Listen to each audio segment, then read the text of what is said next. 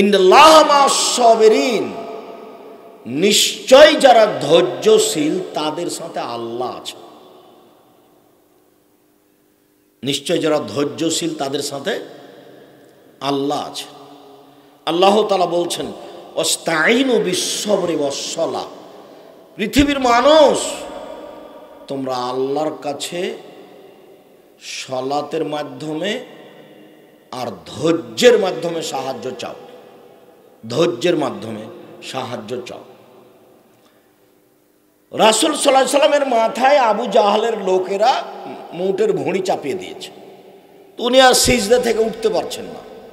তো কেউ বলল, ফাতেমা ফাতেমা শোনো শোনো শোনো, তোমার আব্বার অবস্থাই। বুখারী মুসলিমের হাদিস। তো ফাতেমা এসে ভুঁড়িটা সরিয়ে দিয়ে কিছু তাদেরকে দুর্বল বাক্য বলার চেষ্টা করলেন। তো আল্লাহ রাসূল উঠে বদদুয়া করলেন, আল্লাহ উতবা, শায়বা, ওয়ালিদ ইবনে মুগীরা এদেরকে তুমি ধ্বংস করো। মনটা খারাপ করে বদদুয়া করলেন। বদদুয়া কবুল হয়েছে 12 বছর পরে। আপনার তো 3 মাস হলে আপনার মন খারাপ হয়ে যেত যে আমি এত বড় নবী, আমার দোয়া কবুল হতে দেরি হবে। মানে কতদিন পরে দোয়া কবুল হলো? 12 বছর।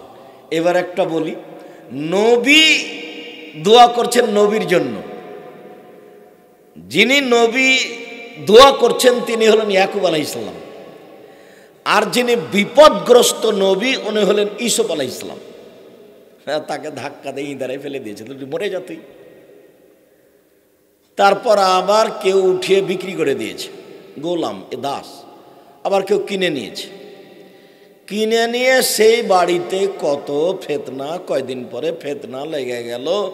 সেই বেটি ছেলে, তার নাম জুলাইখা, ও দরজা বন্ধ করে দেয়, বলছে এইসব তুমি আমার সাথে জেনায় লিপ্ত হও। তখন ইসব বলছেন মাযাল্লাহ, নাউযুবিল্লাহি মিন যালিক, নাউযুবিল্লাহি মিন যালিক, আল্লাহ তুমি আমাকে বাঁচাও, আল্লাহ তুমি আমাকে রক্ষা করো। এক বিপদ থেকে বেঁচে ইঁদারা থেকে উঠে গেলে আরেক বিপদ নেন। এবার তারা আল্লাহ বাঁচাও বলতে বলতে দিলেন দৌড়। দরজা এমনি খুলে যাচ্ছে, খুলে বের হয়েছেন এটা বোঝা যায় না। পিছন দিক থেকে মহিলা জামা টেনে ধরেছে, একবারে ছিঁড়ে হাতে থেকে গেছে কোরআন মাজিদের আয়াত। তাহলে সে ধরেছে কত শক্ত করে, তিনি পালাচ্ছেন কত জোরে। এইবার শেষ দরজার বাহিরে দেখে জুলাইখার স্বামী। এক জায়গায় 3 জন, জুলাইখা, জুলাইখার স্বামী আর ইউসুফ আলাইহিস সালাম। এবার চট করে জুলাইখা বাক্য পাল্টে দিয়ে বলছে, এ দেখেন, একে আপনি লালন পালন করছেন, এ কত খারাপ মানুষ, এ আপনার স্ত্রীর সাথে জেনা করতে চাই। খুব সাবধান, জিন্দিগি কোনো মহিলার পাল্লাতে পড়বা না। নারী হলো 3 জানের বড়ি, নারী 3 জানের বড়ি। খুব সাবধান, জিন্দেগি তার কোনোদিন কোনো মহিলার সাথে মোবাইলে কথা বলো না। যদি বলো তাহলে তুমি ফেঁসে গেছো। তোমার সম্মান, তোমার বাপের সম্মান, তোমার মায়ের সম্মান, তোমার বংশের সম্মান একবার পানিতে ডুবে যাবে। তুমি ওকে চিনতে পারিনি, ও হলো নারী। এই দেখো, বাক্য উল্টে দিয়ে বলছে, এই যে আপনার কাজের লোক যাকে আপনি লালন পালন করছেন, এ আপনার স্ত্রীর সাথে জেনা করতে চায়। যেমন এই কথা বলার সাথে সাথে ইসব বাক্য উল্টে দিয়ে বলছে, যে না, এই আমার সাথে জেনা করার জন্য চেষ্টা করেছে, আমি করিনি। বাক্য তখন উল্টালেন। কিন্তু জুলাইখা বলছে, আরে আপনি কি শাস্তি দিবেন? আমি জুলাইখা বলছি, একে যথাযথ পিটন দিতে হবে, নইলে জেলখানায় বন্দি করতে হবে। একে যথাযথ ইসবকে পিটন দিতে হবে, নইলে জেলখানায় বন্দি করতে হবে। 12 বছর জেল হয়ে গেল। কতদিন? 12 বছর। বাপেও দোয়া করছেন, বেটাও বিপদে। ধৈর্য কি জিনিস আমি দেখাচ্ছি। ধৈর্য কাকে বলে? ধৈর্য। এখন ছেলেরা গিয়ে বলছে, বাকি সব 10-11 ছেলে, আব্বা আপনি তো বিশ্বাস করবেন না, আপনার ছেলেকে বাঘে ধরে খেয়ে নিয়েছে। এই ঘটনা দেখেন দেখেন না, দেখেন দেখেন কাপড়ে রক্ত লেগে আছে, আপনি তো বিশ্বাস করবেন না আমাদেরকে। তখন ইয়াকুব আলাইহিস সালাম বলছেন যে আল্লাহুল মুস্তান আসবিরু, আমি এখন ধৈর্য ধারণ করছি, আল্লাহ সাহায্য করবেন। এইদিকে ছেলে ইদারা থেকে উঠিয়ে মানুষের বাড়িতে গেল, মানুষের বাড়িতে থাকতে থাকতে জেল হয়ে গেল, জেলে 12 বছর থাকলো। এখন সরকারের পক্ষ থেকে ইসবকে ডাকতে এসেছে, সরকারের পক্ষ থেকে আপনাকে জেল থেকে বের হওয়ার জন্য বলা হয়েছে। তখন ইসব বলছেন জি না, অসম্ভব হতে পারে না, ইসব জেলখানা থেকে বের হবে না ততদিন পর্যন্ত যতদিন পর্যন্ত জুলাইখা জাতির সামনে ঘোষণা না দিয়েছে আমি জুলাইখা অন্যায় করেছি, ইসব অন্যায় করেনি। এই বক্তব্য না দেওয়ার পূর্ব পর্যন্ত আমি ইসব জেল থেকে বের হব না। এবার সুযোগ এসেছে, জুলাইখা জাতির সামনে ঘোষণা দিল ইসব অন্যায় করেনি, আমি করেছি। তখন তিনি বের হলেন। 25 বছর পরে বাপের সাথে বেটার সাক্ষাৎ হলো। তাহলে ধৈর্য কতদিন ধরলেন? 25 বছর। এইবার এরই সাথে আর একটা কথা বলে এখান থেকে ছেড়ে চলে যাব, লম্বা হয়ে গেল। আয়েশা রাদিয়াল্লাহু তাআলা আনহা রাসূলের সাথে এক যুদ্ধে গেছিলেন। যাই হোক, সেখানে একটা অপবাদের ঘটনা তার উপরে লাগানো হয়েছিল যে আয়েশা অমুকের সাথে জেনা করেছে, নাউজুবিল্লাহি মিন যালিক। তো আয়েশা তার খালার সাথে তার খালার বাড়িতে গিয়ে টয়লেট পায়খানার জন্য বাইরে গেছে। তখন ওর খালা আর আয়েশা রাদিয়াল্লাহু তাআলা আনহা ওই পায়খানা পেশাব করার পরে বাড়িতে আসছেন। তো খালার কাপড়ে পা বেঁধে খালা পড়ে গেছে। পড়ে গিয়ে খালা বলছে মেস্তা ধ্বংস হোক, মেস্তা ধ্বংস হোক, মানে মেস্তা বদনাম লাগিয়েছে, মেস্তা বদনাম লাগিয়েছে। মেস্তা কিন্তু এই মহিলার ছেলে। যেমন বলেছে মেস্তা ধ্বংস হোক, তেমন আয়েশা বলছে হ্যাঁ আপনি বাদরি সাহাবীর ব্যাপারে এভাবে কথা বলবেন কেন? আপনি চিনেন ও হলো বাদরি সাহাবী, কেন আপনি বলবেন মেস্তা ধ্বংস হোক? ও খাকের বেটি ছেলে, ধুরহান্দা, রংপুরের ভাষা। তুই জানিস কি ঘটনা? কি ঘটনা খালা? মেস্তা তো তোর নামে বদনাম করেছে, তুই নাকি সাফবিনে মুআত্তালের সাথে জেনা করেছিস, নাউজুবিল্লাহি মিন যালিক। খালা এই কথা কি আল্লাহ নবী জানেন? হ্যাঁ জানে। খালা এই কথা কি আমার আব্বা জানেন? হ্যাঁ জানে। খালা এই কথা কি আমার আম্মা জানেন? হ্যাঁ জানে। বহু মানুষ জানে, সবাই বলা বলি করছে। আচ্ছা, তা এবার তিনি কান্নাকাটি করতে লাগলেন। আল্লাহ রসুল বাড়ির ভিতরে আসলেন, তখন বললেন আমি এই বাড়িতে থাকবো না, আমি মায়ের কাছে যাব। মায়ের কাছে তিনি চলে গেলেন। দিন যায় রাত্রি যায়, দিন যায় রাত্রি যায়, দিন যায় রাত্রি যায়। একদিন রাসূল এসে বলছেন আয়েশা তুমি যদি জেনা করে থাকো বলো করেছি, আর যদি না করে থাকো বলো করিনি। তখন আয়েশা রাদিয়াল্লাহু তাআলা আনহা বলছেন বলেন কি আপনি? আমি যদি বলি করেছি তাহলে মিথ্যা হবে সত্য, আর আমি যদি বলি না তাহলে জনগণ বলবে কইরা বলছে না। সাবরি কা সাবরে আবে ইসব, আমার ধৈর্য ইসবের বাপের ধৈর্যের মতো দেখি। ইসবের বাপ 25 বছর ধৈর্য ধারণ করেছিলেন, আমার ধৈর্য ইসবের বাপের মতো দেখি ফলাফল কবে আসে। আপনি বললেন আমি একটা কথা বলে নিব, আপনি আমাকে বললেন আয়েশা যদি জেনা করে থাকো বলো করেছি, আর যদি না করে থাকো বলো করিনি। তখন আয়েশা বলছেন বলেন কি আপনি?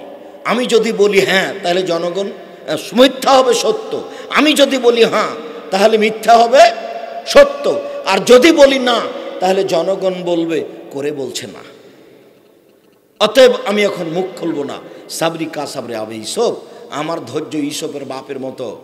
জনগণ বলতে থাকলো বদনামের কথা। 29 দিন পরে আয়াত নাযিল হলো আল্লাহর পক্ষ থেকে, আয়েশা জেনা করেনি। আয়েশা রাদিয়াল্লাহু তাআলা বলছেন আমার ধৈর্য ইসবের বাপের ধৈর্যের মতো। ছেলে হারিয়ে গিয়ে 25 বছর ধৈর্য ধারণ করতে পারেন, জেনার অপবাদ লেগেছে আমাকে এখনই বলতে হবে আমি করিনি? না, দেখি ওপর থেকে কি ফয়সালা আসে। সম্মানিত দিনী ভাই বোন, আপাতত আলোচনা এখানে রাখলাম। এই বিষয়ে বিস্তারিত দেখতে হলে উপদেশ বইয়ে ধৈর্যের একটা আলোচনা আছে। উপদেশ বই থেকে ধৈর্যের আলোচনা দেখতে হবে, ধৈর্যের পরিচয় দিতে হবে।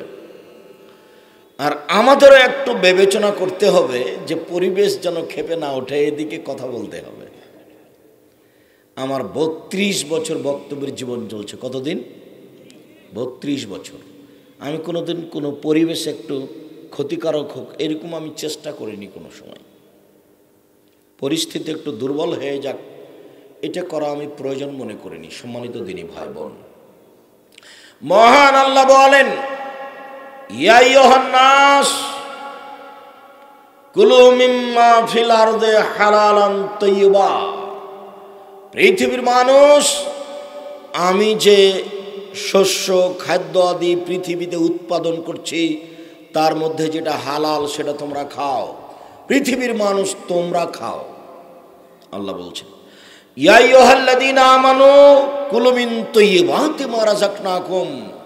পৃথিবীর মোমেন পুরুষ নারী, পৃথিবীর মোমেন পুরুষ নারী, আমি যেটা রুজি দিয়েছি তার বৈধটা খাও।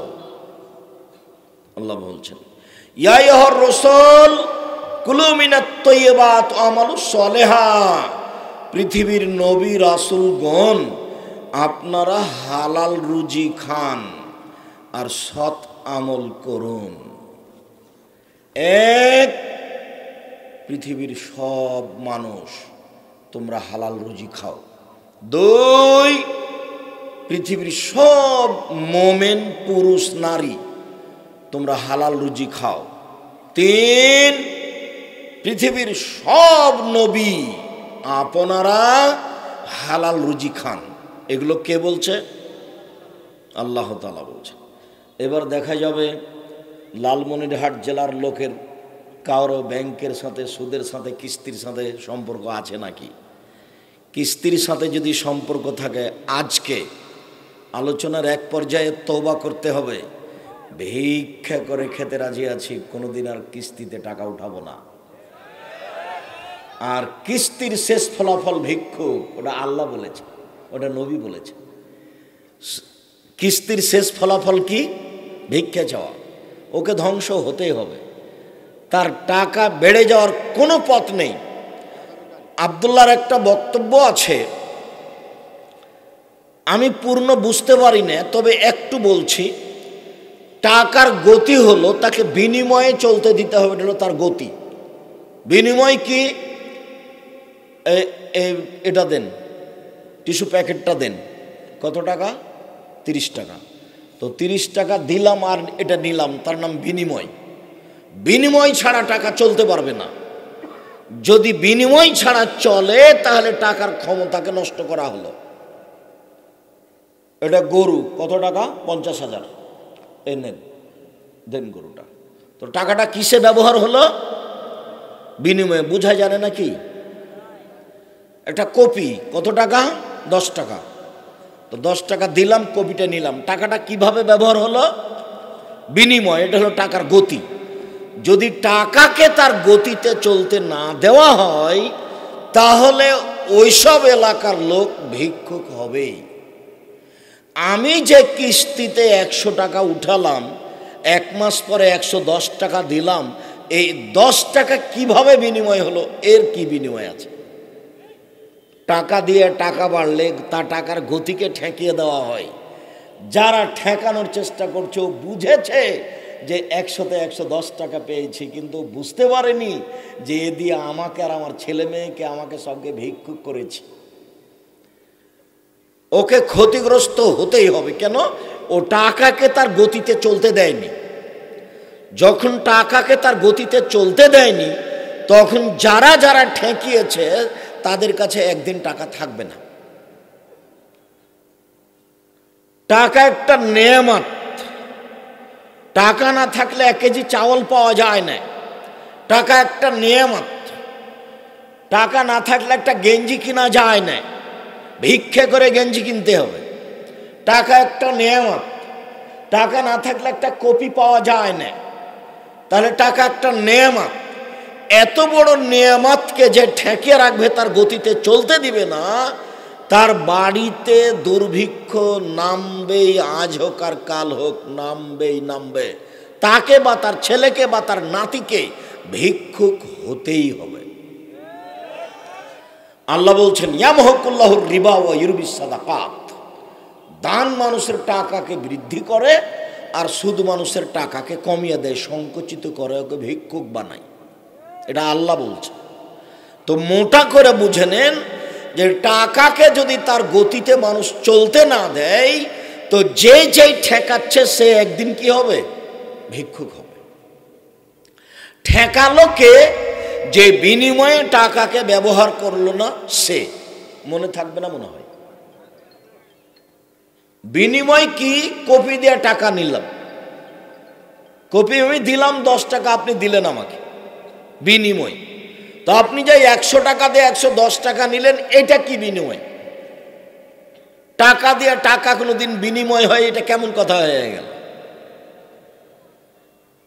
সম্মানিত দিনী ভাই বোন, আল্লাহ সব মানুষকে হালাল রুজি খেতে বলেছেন। আল্লাহ মোমেন পুরুষ নারীকে হালাল খেতে বলেছেন। আল্লাহ নবী রাসূলকে হালাল খেতে বলেছেন। আবু হুরায়রা রাদিয়াল্লাহু তাআলা আনহু বলেন, এই ছেলে দেখো তো ওখানে কথা বলছে কোন ছেলেনারা দায়িত্ব পালন করছে। আচ্ছা, আপনারা কি যারা দেখাশোনা করছেন তারা জায়গা নাই নাকি? জায়গা না থাকলে দাঁড়িয়ে থাকতে পারে, তবে জায়গা থাকলে বসতে হবে, জরুরি, বসতেই হবে। আপনাকে আমি অনুরোধ করছি, আমিও তাড়াহুড়া করল যে ঘন্টার ঘন্টা বক্তব্য দিব, অত আমার কাছে বিদ্যা নেই, ভাঙাচোরা বিদ্যা নিয়ে চলি। তো অল্প সময় কথা বলবো, ভদ্রতা বজায় রেখে যে যেখানে আছেন চলাচল বন্ধ করে, কথা বন্ধ করে কিছুক্ষণ কথা শোনার চেষ্টা করেন। দয়া করে কোনো জরুরি প্রয়োজন আমাকে দেখাবেন না। আমি আব্দুর রাজ্জাক বিন ইউসুফ, যদি আপনি চিনতে না পারেন আবার চিনে নেন। আমি আব্দুর রাজ্জাক বিন ইউসুফ, আমি 32 বছরে কোনোদিন অপ্রয়োজনীয় বাক্য বলিনি। 32 বছর আমি কোনোদিন কেসা কাহিনী বলিনি। 32 বছর আমি কোনোদিন মাঝহাব নিয়ে কথা বলিনি। 32 বছরে আমি কোনোদিন সরকার বিরোধী বক্তব্য দিইনি। 32 বছর আমি কোনোদিন মানুষের কাছে পথ খরচ পাথেও চাইনি। 32 বছর আমি কোনোদিন আমার নিজের পরিচয় দিইনি। আমাকে যখন চাপ দিয়ে জিজ্ঞাসা করেছে যে বিজ্ঞাপন পোস্টারে লিখব কিছু বলেন, তখন আমি বলেছি আমার নাম আব্দুর রাজ্জাক আর আমার বাপের নাম ইউসুফ, বাপ বেটা মিলে আব্দুর রাজ্জাক বিন ইউসুফ। এর চেয়ে যদি বেশি বলে থাকি তো আমি আর জীবনে কোনোদিন বক্তব্য দিব না। কাজেই আপনার ভালোবাসা বহাল থাক, এটা আমি চাচ্ছি আন্তরিকভাবে। কোনো সময় আমাকে দয়া করে দুর্বলতা দেখাবেন না, বরং আমি আসলে আপনি আপনার খালা, আপনার ফুফু, আত্মীয় স্বজন, বন্ধু বান্ধব সবাই আসবেন, এমনকি এলাকার হিন্দুকে আসতে হবে। আমি তার কিছু না কিছু উপকার করবো ইনশাল্লাহ। সম্মানিত দিনী ভাই বোন, আর জরুরি কোনো কথা আপনারা স্টেজে বা কোনো জায়গাতে বলবেন না। এখন কোনো জরুরি কথা নেই। যদি মা মারা যায় তাহলে মাটি দেওয়ার আলোচনা ঘণ্টাখানেক পরে হবে, এখন আলোচনা হবে না, এখন চুপ থাকতে হবে। আবু হুরায়রা রাদিয়াল্লাহু তাআলা আনহু বলেন, রাসূল সাল্লাল্লাহু আলাইহি সাল্লাম বলেছেন, ইন্নাল্লাহ তাইয়্যিব লা ইয়াকবালু ইল্লা তাইয়্যিবা, আল্লাহ নিজে পবিত্র, পবিত্র ছাড়া কবুল করেন না। সুম্মা যাকারা রাজুলা ইতুলি সাফারা, হালাল হারাম নিয়ে একটা উদাহরণ দিতে গিয়ে আল্লাহর নবী বললেন, শোনো পৃথিবীর মানুষ, একটা লোক সফরে ছিল, লম্বা সফর, আশা আকবারা, মাথার চুলগুলি এলোমেলো হয়েছে, ঠিক মতো চিরুনি করেনি, গোসল করেনি, লোকটা বিপদে পড়েছে। হাত উঠিয়ে আল্লাহর দরবারে প্রার্থনা করছে। এক, মুসাফিরের দোয়া কবুল হয়। 2, মাজলুমের দোয়া কবুল হয়, লোকটা বিপদগ্রস্ত। 3, হাত তুলে দোয়া করলে আল্লাহ দোয়া ফেরত দেয় না। 3টা একসাথে জমা। কি? মুসাফির, কি বিপদগ্রস্ত, কি হাত তুলে। হাত তুলে আল্লাহর দরবারে বলছে, আল্লাহ আমি বিপদগ্রস্ত, তুমি আমাকে উদ্ধার করো। দুঃখিত, মাতামহ হারামন, তার খাদ্য আছে হারাম, মাশরাবহু হারামন, তার পানি আছে হারাম, মালবাসু হারামন, তার পোশাক আছে হারাম, ও গজিয়া বিল হারামে, তার জীবিকা নির্বাহ হারাম। আন্না ইস্তাজাবলাহু, তার দোয়া কবুল হবে না। হাদিস বুখারী মুসলিম। এখন লালমনিরহাট জেলায় কথা বলছি। লালমনিরহাট জেলার প্রত্যেক পুরুষ নারীকে এত অঞ্চলের বলে যাচ্ছে 24 ঘন্টার মধ্যে ব্যাংক কিস্তির টাকা লেনদেন বন্ধ করতে হবে। আর আপনি বিশ্বাস করেন এটা হাদিস বুখারী মুসলিম, আপনার ইবাদত কবুল হবে না। দিন রাত যদি সিজদায় পড়ে থাকেন, মাথা ঠোঁকে যদি মাথায় কপালে যদি দাগ হয়ে যায়, তবু কথা আপনার কবুল হবে না। এই দেখেন বিপদগ্রস্ত লোক, দেখেন কবুল হলো না, আল্লাহ না করে দিলেন না।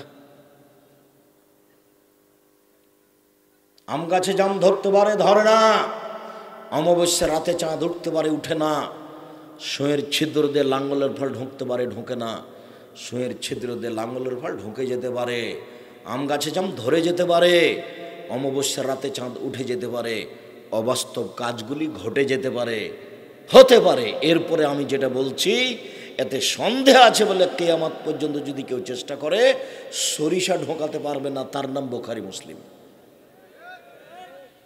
তার মানে কিস্তি বন্ধ না করে আপনি হজ করবেন, সালাত আদায় করবেন, তাহাজ্জুদ পড়বেন, ওইসব পাগলামির প্রয়োজন নেই। ওগুলো কিছু হবে না। ভিক্ষা করে খাবো।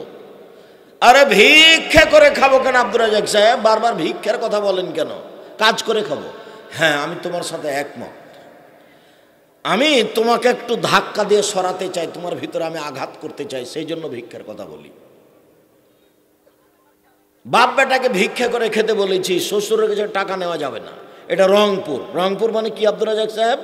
রংপুর মানে হলো রংপুর, লালমনিরহাট, নীলফামারী, কুড়িগ্রাম, পঞ্চগড়, ঠাকুরগাঁ, গাইবান্ধা, এইসব ডিস্ট্রিক্টের প্রায় মানুষের নোংরা, বর্বর, জঘন্য আচরণ শ্বশুরের কাছে টাকা নেওয়া। যৌতুকের টাকা দিয়ে চাউল কিনে ভাত খেয়ে বাদাত কবুল হবে না। যৌতুকের টাকা দিয়ে চাউল কিনে ভাত খেয়ে বাদাত কবুল হবে না। বাপ বেটা ভিক্ষা করে খাও। দেখো তোমার বাপের মুখের দিকে, এই ছেলে দেখো তোমার বাপের মুখখান কালো হয়ে আছে। বাপ বেটা ভিক্ষা করে খাবা। আগামীকাল সন্ধ্যা হতে হতে টাকা ফেরত দিতে হবে। যা কিছু ফার্নিচার, খাটখাটনা, চৌকি, বক্স, মোটরসাইকেল 24 ঘন্টায় ফেরত দিতে হবে।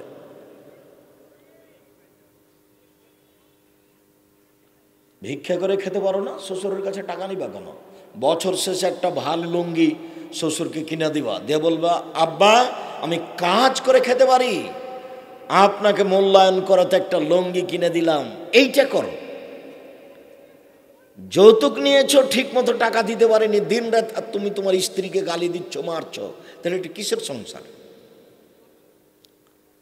কোটি টাকা দিয়ে বাড়ি তৈরি করে যদি বউ ভালো না হয় তাহলে শান্তি পাওয়া যাবে না। বিছানায় যদি মখমাল দিয়ে বিছানা সাজানো হয়, স্ত্রী যদি না থাকে তাহলে শান্তি পাওয়া যাবে না।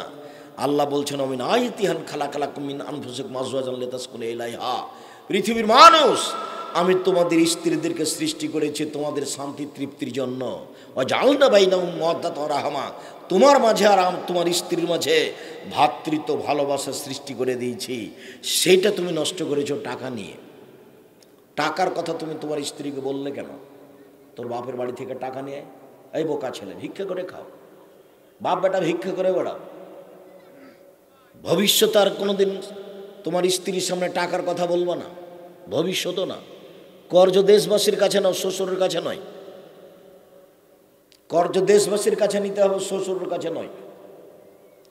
ওখানে লেনদেনের কোনো সম্পর্কই নাই। লেনদেন যা হয়েছে সব ফেরত দিতে হবে। নোমান ইবনে বাশির রাদিয়াল্লাহু তাআলা আনহু বলেন, রাসূল সাল্লাল্লাহু আলাইহি ওয়াসাল্লাম বলেছেন আল হালালু বাইয়িন, হালাল হচ্ছে স্পষ্ট, ওয়াল হারামু বাইয়িন, হারাম হচ্ছে স্পষ্ট, ও বাইনাহুমা মুস্তাবাহাতুন, এই দুইটার মধ্যে সন্দেহযুক্ত আছে। কি সন্দেহযুক্ত?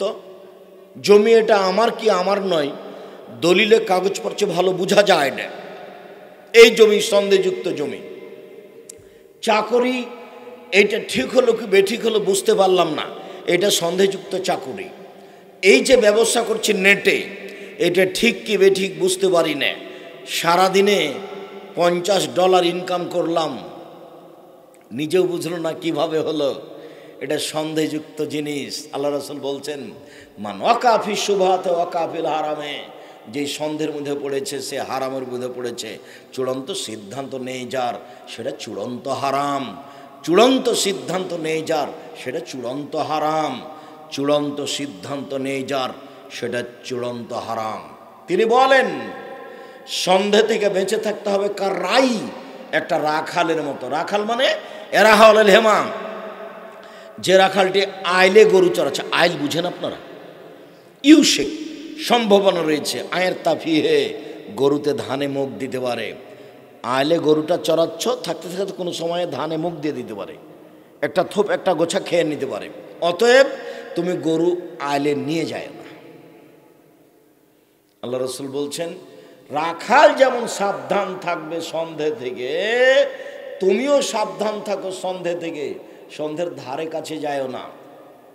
এরপরে বলছে আলা মনে রেখো লেকুল্লে মালিকিনে হেমা হেমাল্লাহ হেমাহারে মোহ, প্রত্যেকটা বাদশার সীমা রেখা আছে। বাংলাদেশ শেষ হলে ভারত শুরু হয়, ভারত শেষ হলে বাংলাদেশ শুরু হয়। প্রত্যেকটা বাদশার সীমা রেখা আছে। আর আল্লাহর সীমা রেখা হলো হালাল আর হারাম।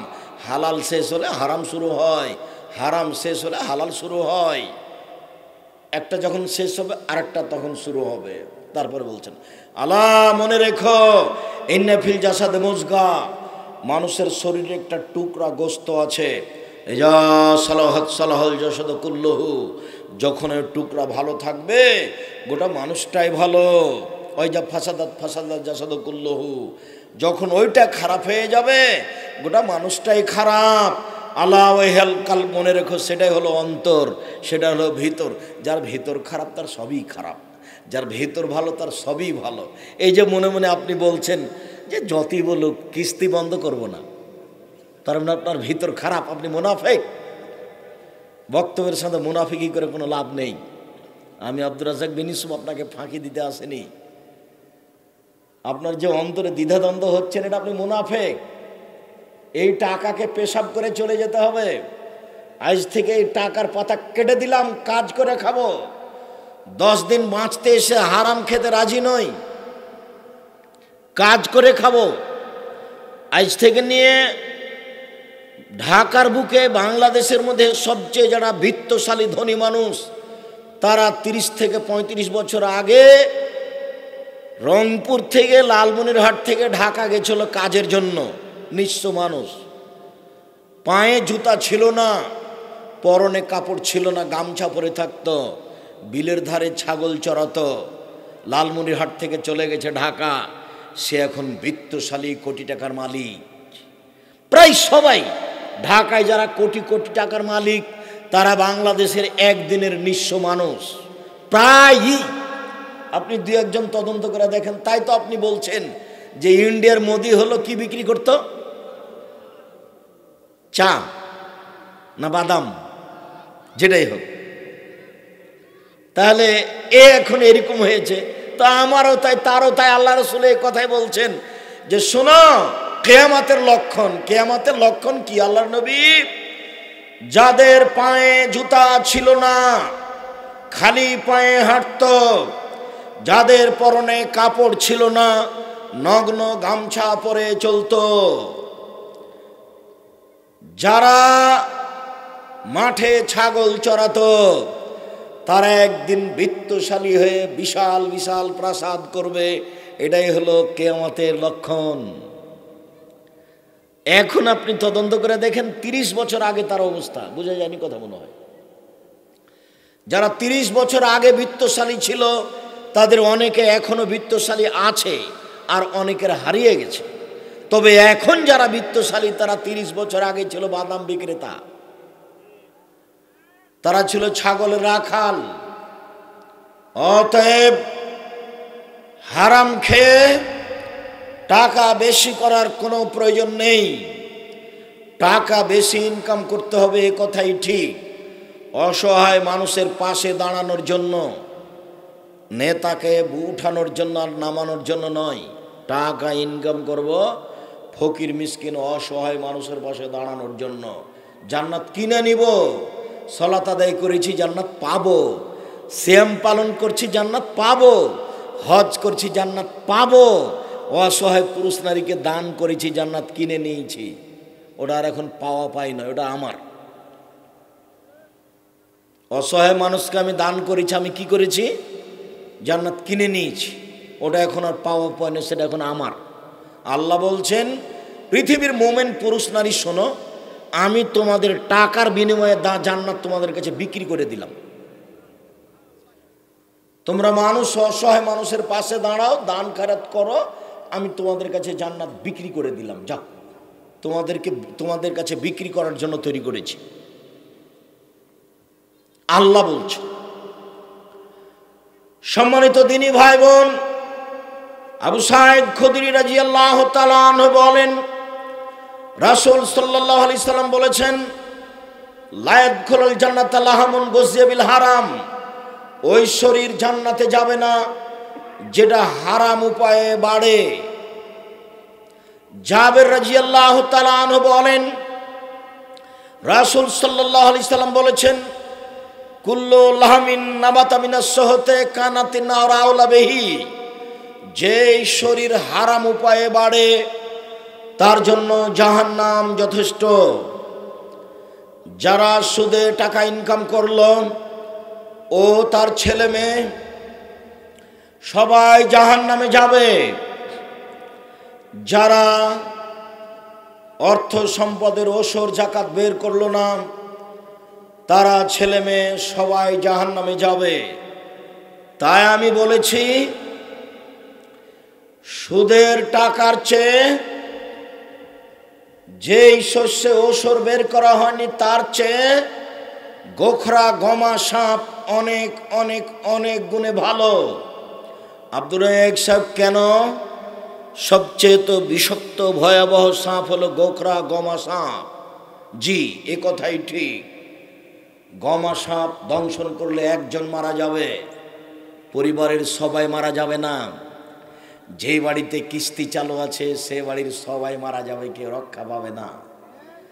তাহলে গমা সাপের চেয়ে বেশি খারাপ না ভালো? যে বাড়িতে কিস্তি চালু আছে সে বাড়ির কেউ জান্নাত পাবে না, সবাই জাহান্নামে যাবে। আমি এই কথা বলিনি, এই কথা মুহাম্মদ সাল্লাল্লাহু আলাইহি সাল্লাম বলেন। সম্মানিত দিনী ভাই বোন, আমি এইখানে আপনাকে আরেকটা সতর্কবাণী পেশ করে আমরা এর পরবর্তী অংশে যাচ্ছি। রাসূল সাল্লাল্লাহু আলাইহি সাল্লাম বলছেন, ফাত্তাকুদ দুনিয়া ওয়াত্তাকুন নিসা, পৃথিবীর মানুষ তোমরা মহিলা থেকে বেঁচে থাকো, পৃথিবী থেকে বেঁচে থাকো। পৃথিবীর মানুষ তোমরা মহিলা থেকে বেঁচে থাকো, পৃথিবীর আয় উপার্জন থেকে বেঁচে থাকো। শোনো, পৃথিবীকে যদি না বুঝে ভোগ করো তাহলে পৃথিবী তোমাকে ধ্বংস করে দিবে। শোনো, চিন্তা ভাবনা করে যদি না চলো তাহলে মহিলা তোমার মান সম্মানকে ধ্বংস করে দিবে। আল্লাহ রসুল বলছেন, মা তারাক্তু বাদি ফিতনাতান আযারাল রিজালা মিনান নিসায়ে, পৃথিবীর মানুষ শুনে রেখো, আমার জীবনে আমি ছাড়িনি কোনো বস্তু যেটা পুরুষের জন্য বেশি বিপজ্জনক হতে পারে নারীদের চেয়ে। পুরুষের সবচেয়ে বড় বিপজ্জনক বস্তু হলো নারী। পৃথিবীর মানুষ শুনে রেখো, আমার জীবনে আমি ছাড়িনি কোনো বস্তু যেটা পুরুষের জন্য বেশি বিপজ্জনক হতে পারে নারীদের চেয়ে। তিনি বলেন, ইয়াকুম দুখুল আলা নিসায়ে, পৃথিবীর মানুষ তোমরা মহিলাদের কাছে যাওয়া থেকে বেঁচে থাকো, নইলে বিপদে পড়ে যাওয়া। রাসূল সাল্লাল্লাহু আলাইহি সাল্লাম বলেন, ইয়াকুমুল মুগিবাত, পৃথিবীর মানুষ যার স্বামী বাড়িতে নেই সেখানে যায়ও না, নইলে বিপদে পড়ে যাবা। রাসূল সাল্লাল্লাহু আলাইহি ওয়াসাল্লাম বলেন, লা ইয়াখলুনা রাজুলুন বিইমরাতিন ইল্লা কানা সালিসুহু শায়তান, ভুলেও কখনো কোনো নারীর সাথে নির্জনে একাত্রিত হয়েও না, নইলে তৃতীয় জন হবে শয়তান। বিপদে পড়ে যাওয়া। মহিলা বলছে, বাপ মা বলছে, বেটিকে ওর শিক্ষকের কাছে, স্যারের কাছে প্রাইভেট পড়তে দিয়েছে। স্যার মানে বাপ তুললে সেজন্য দিয়েছে। তো স্যার কখন মহিলা হয়ে গেছে? স্যার ফুফু না স্যার খালা না স্যার বাপ না স্যার ভাই, কোনটা? স্যার কি করে ফুফু হয়ে গেল, খালা হয়ে গেল যে আপনি তাকে নির্জনে মেয়েকে পড়তে দিলে? মেয়ে ক্লাস 10-এ পড়ে। ছি ছি ছি ছি ছি। এটা আবার লালমনিরহাট। আব্দুর রাজ্জাক সাহেব কি বলতে চাইলেন? এটা বলতে চাইলাম যে বাড়িতে জামাই আসলেই শাশুড়ি বলছে মেয়েকে যে একটু করে আসো, তোমার দুলাভাইকে পান দিয়ে আসো, খাবার দিয়ে আসো। মায়ে বলছে পূর্ণ যুবতী মেয়েকে যে তোর দুলাভাইকে এটা দিয়েই এটা দিয়েই। আরে একটা তো বিবাহ সূত্রে দিয়েছেন, আর একটা ফ্রি দিচ্ছেন কেন? বাপ মায়ের একটু লজ্জা হয় না? বাপ মায়ের একটু শরম হয় না? আমিও রংপুর অন্তর্গত গাইবান্ধা জেলার জামাই মানুষ। আমার শাশুড়িকে আমি জীবনে কোনোদিন দেখিনি যে কোনো বৌমাকে বা কোনো মেয়েকে কাউকে আমার কাছে কোনো খাবার দিয়ে পাঠিয়েছে। সবসময় আমার শাশুড়ি নিজে দিতেন।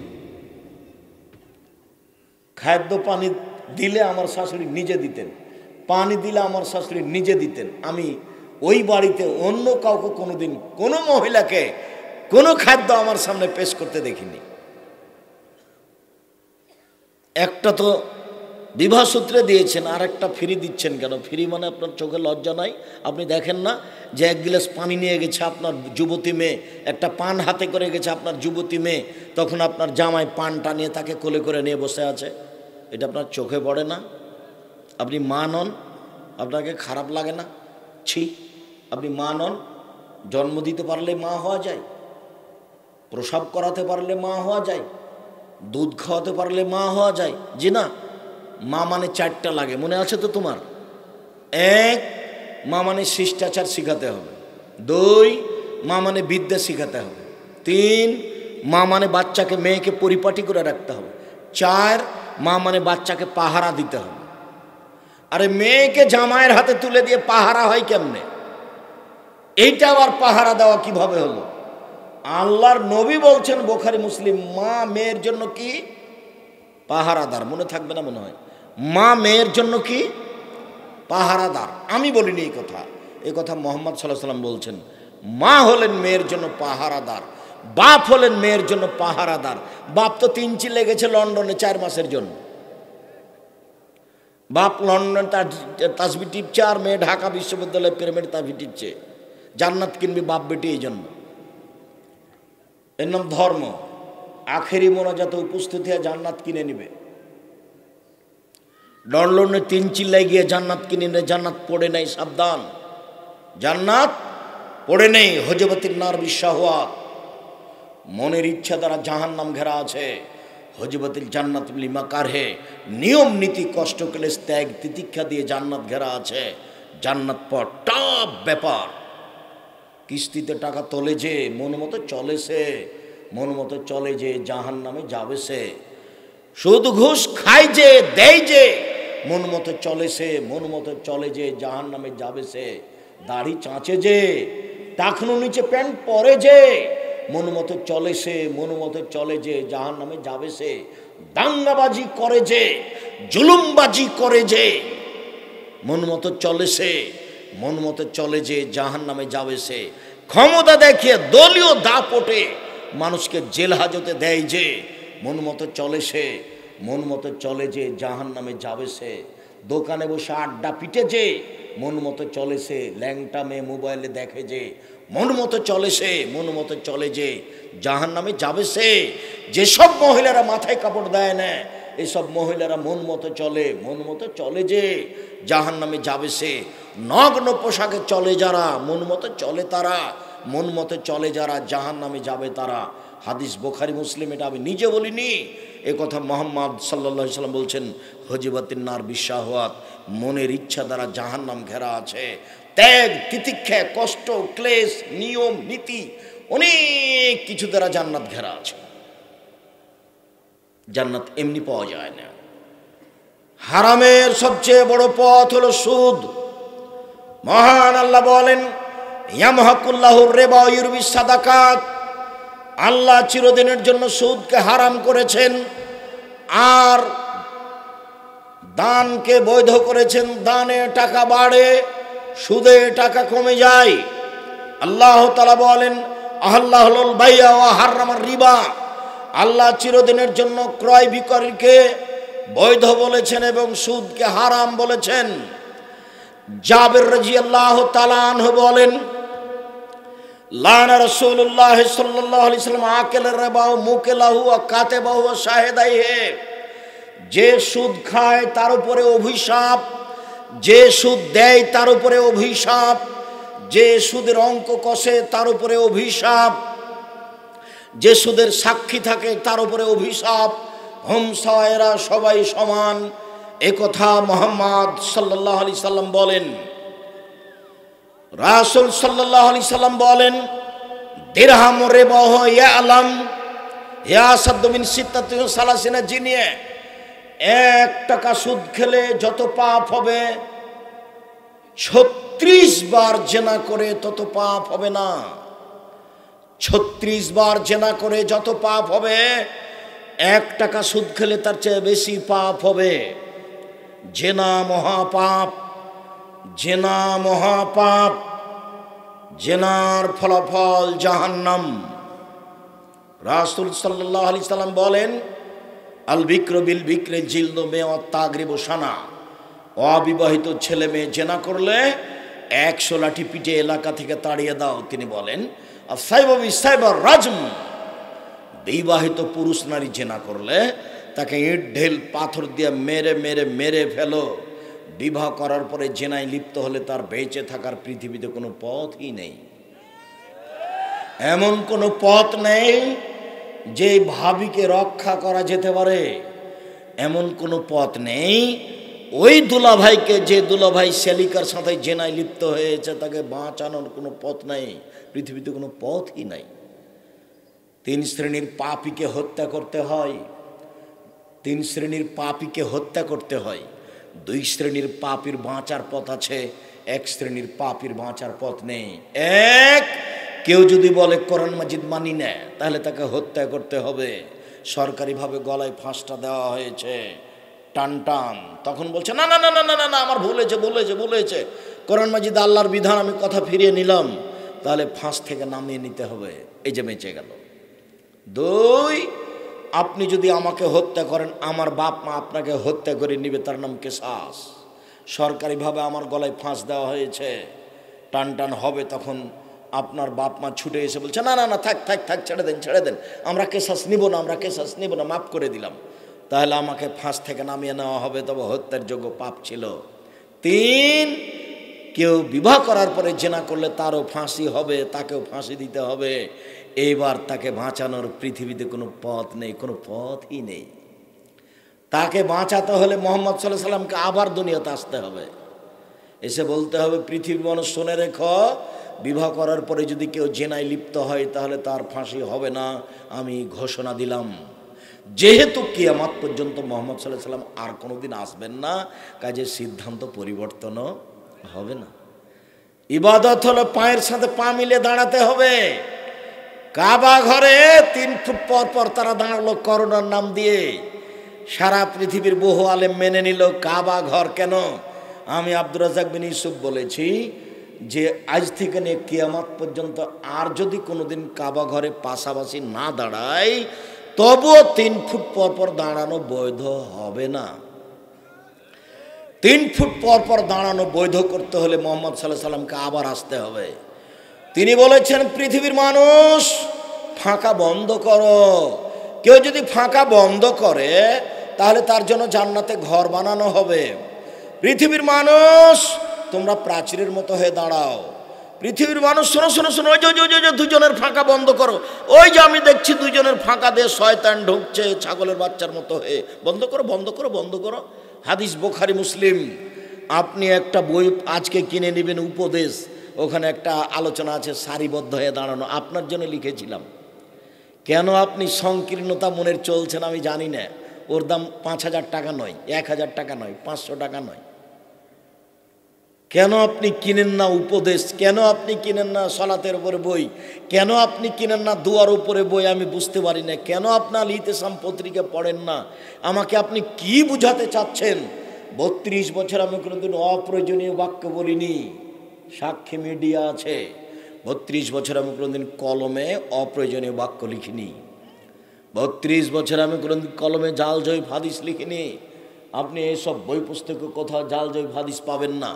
হ্যাঁ, আব্দুল্লাহ আপনাদের অনেক প্রিয় মানুষ, অনেক প্রিয় ছোট ভাই, অনেক প্রিয় বড় ভাই। আব্দুল্লাহর বই আপনারা কিনেন, মিন্নাতুল বারি বুখারীর ব্যাখ্যা ব্যতিক্রম, তবে আমাকে একবারে বাদ দিয়েন না। আব্দুল্লাহর উপরে ভালোবাসা আপনাদের হোক, আমিও চাচ্ছি। আপনাদের ছেলে মেয়ের উপরে যেমন ভালোবাসা আপনার, আব্দুল্লাহর উপরে ভালোবাসা হোক, এটা আমি চাচ্ছি। আব্দুল্লাহকে আমি নিজের সন্তান হিসেবে জাতির সামনে পেশ করিনি, বলছি জাতির সন্তান, আল্লাহ তুমি তাকে কবুল করো। সম্মানিত দ্বীনি ভাই বোন, বলছিলাম রাসূল সাল্লাল্লাহু আলাইহি সাল্লাম বলেন, আর-রিবা সাবুনা জুজান আইসার আইন করা জুলুম্মাহু, সুদের পাপের 70টি ভাগ রয়েছে। ছোট ভাগ হলো মার সাথে জেনা করলে যেমন পাপ হয়। সুদের পাপ ছোট, বড়, বড়, বড়, বড় থেকে বড়, ছোট, ছোট, ছোট, সবচেয়ে ছোট যেটা, সেটা হলো মার সাথে জেনা করলে যেমন পাপ হয়। ছি ছি ছি ছি ছি, কথাটা কেমন লাগছে দেখেন। পাপ আল্লাহ নবী অনেক উল্লেখ করেছেন, জেনার পাপ উল্লেখ করেছেন, তবে ভাষা এটা নেই। চুরির পাপ উল্লেখ করেছেন, তবে ভাষা এটা নেই। অবাক হবেন আপনি, মানুষকে হত্যা করা মহাপাপ, এটা আল্লাহ উল্লেখ করেছেন, কিন্তু ভাষা এটা নেই। অবাক হবেন আপনি, সালাত আদায় না করা মহাপাপ, কিন্তু ভাষা এটা নেই। যাকাত না দেওয়া মহাপাপ, তবে ভাষা এটা নয়। মুনাফিকি করা মহাপাপ, তবে ভাষা এটা নেই।